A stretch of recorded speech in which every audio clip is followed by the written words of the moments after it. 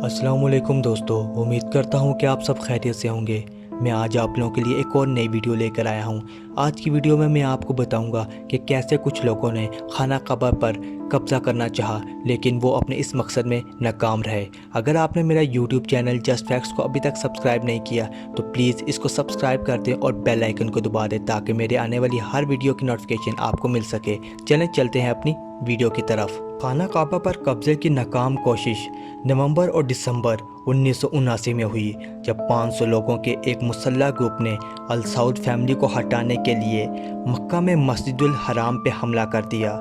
हमला आवरों का दावा था कि मेहदी इस दुनिया में ज़हूर पजीर हो चुके हैं और इस वक्त उनके साथ हैं। मेहदी होने का दावा करने वाले शख्स का नाम मोहम्मद अब्दुल्ला अल कहतानी था और उसने मुसलमानों को अपनी अताअत करने का कहा।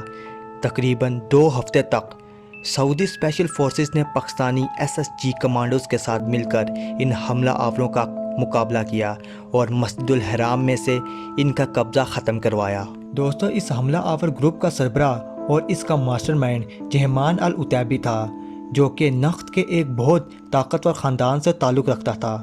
इसने अपने बहनोई मोहम्मद अब्दुल्ला अल कहतानी को मेहदी करार दे दिया था और कहा कि क़यामत से कुछ साल पहले मेहदी का ज़हूर हो चुका है। इन लोगों ने मस्जिदुल हराम और खाना काबा पे हमले का दिन भी इस्लामिक कैलेंडर का पहला दिन चुना। अल उतैबी, जो कि इस ग्रुप का सरबराह था, एक बहुत मशहूर आदमी था। उसके दादा इब्ने सऊद के बहुत करीबी साथियों में माने जाते थे।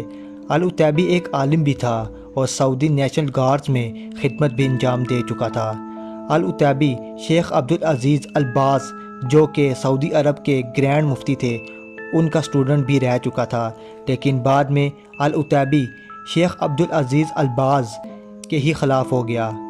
अल उतैबी का कहना था सऊदी अरब से गैर मुसलमानों को बेदखल कर दिया जाए, टीवी देखने पर पाबंदी लगा दी जाए और उसका सबसे बड़ा मुतालबा ये था कि सऊदी अरब की हुक्मरान फैमिली अल सऊद फौरी तौर पर सऊदी किंगडम से अलहदा हो जाए।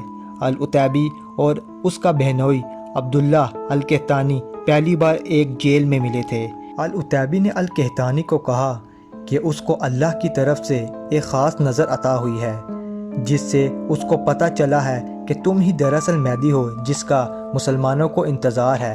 अल कहतानी ने उसकी ये बात मान ली, हालांकि वह ख़ुद इस बारे में कुछ नहीं जानता था।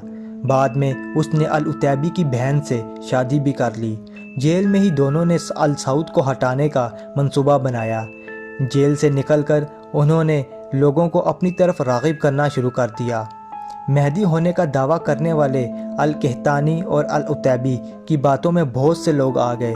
अल उतैबी पहले ही एक आलिम दीन था और एक ताकतवर ख़ानदान से ताल्लुक़ रखता था, तो देखते ही देखते इन्होंने बहुत से लोगों को इकट्ठा कर लिया। इन लोगों में काफ़ी अमीर लोग भी मौजूद थे। अल उतैबी, जो कि नेशनल गार्ड में रह चुका था, उसने नेशनल गार्ड के ही बहुत से लोगों को इकट्ठा कर लिया, जो कि हथियार चलाना बखूबी जानते थे और इनको हथियार फराहम कर सकते थे।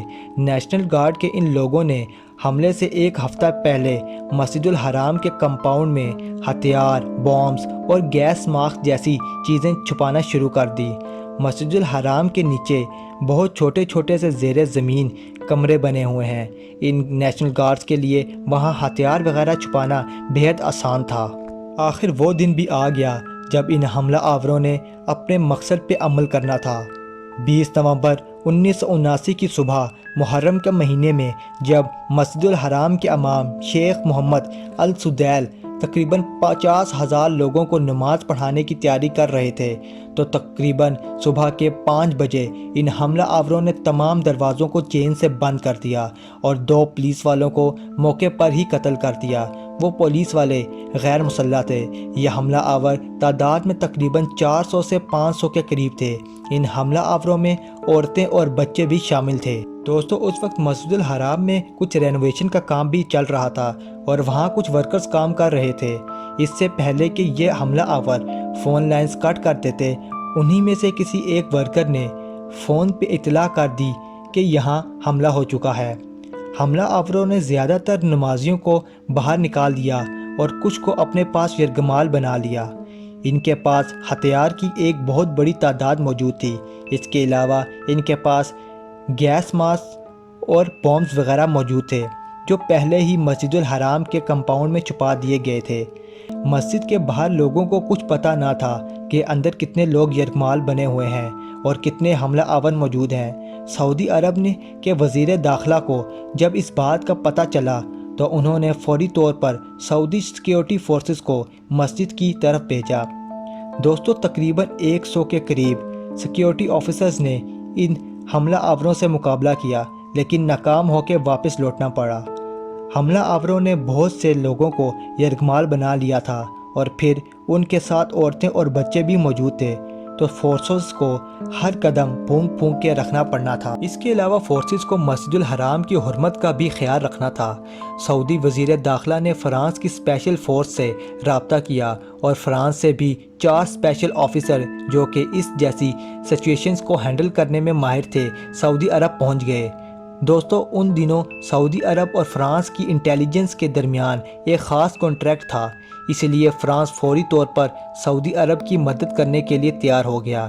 اس کے بعد سعودی حکومت نے پاکستان آرمی سے بھی رابطہ کیا اور ان کو ساری صورتحال سے آگاہ کیا۔ دوستو، پاکستان آرمی کی اسپیشل فورسز یونٹ نے فوری طور پہ تقریباً 50 SSG کمانڈوز کو سعودی عرب بھیجنے کا فیصلہ کر لیا۔ حملہ آور مسجد کے لاؤڈ سپیکر سے اپنی ڈیمانڈز کا اعلان کر رہے تھے۔ ان کا کہنا تھا کہ سعودی عرب فوری طور پہ مغربی ملکوں کو تیل کی فراہمی بند کر دے اور تمام غیر ملکی سفیروں کو سعودی عرب سے بے دخل کر دیا جائے۔ سعودی حکومت اور فورسز نے فیصلہ کیا کہ کیونکہ حملہ آور مسجد الحرام میں موجود ہیں تو ان کو بہت ہی محتاط ہونا پڑے گا اور مسجد کی حرمت کا خیال کرنا پڑے گا۔ اب حملہ آوروں میں اور فورسز کے درمیان مقابلہ شروع ہو چکا تھا۔ عینی شاہدین کا کہنا تھا کہ اصل آپریشن پاکستانی SSG کمانڈوز نے مکمل کیا تھا اور انہوں نے ہی حملہ آوروں کو گھٹنے ٹیکنے پر مجبور کر دیا۔ دوستو، یہ لڑائی تقریباً 2 ہفتے تک چلی۔ فورسز کو ہر قدم پھونک پھونک کر اٹھانا پڑا تھا۔ مسجد کی حرمت، اندر موجود یرغمال لوگ اور حملہ آوروں میں شامل عورتیں اور بچوں کا خیال ان کے ذہن میں موجود تھا۔